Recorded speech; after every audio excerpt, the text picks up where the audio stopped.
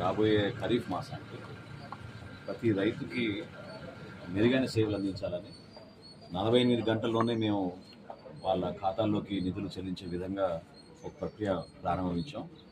దానికి పూర్తి స్థాయిలో అవగాహన తెచ్చుకోవడానికి ఈరోజు కంకిపాడు మండలంలో గ్రామాల్లో కూడా పర్యటించి రైతు సహాయ కేంద్రాల్లో ఏ విధంగా ఒక రైతు తన సరుకు తీసుకొచ్చినప్పుడు, ధాన్యం తీసుకొచ్చినప్పుడు తేమ శాతం ఏ విధంగా మెజర్ చేస్తారు, కంప్యూటర్లో నమోదు చేసే డీటెయిల్స్ అది కొంచెం జాప్యం కలిగిస్తుందా, స్థానికంగా ఉన్న రైతులతో కూడా మాట్లాడి కొంతవరకు వాళ్ళకున్న గతంలో జరిగిన కొన్ని ఇబ్బందుల గురించి తెలుసుకున్నాం.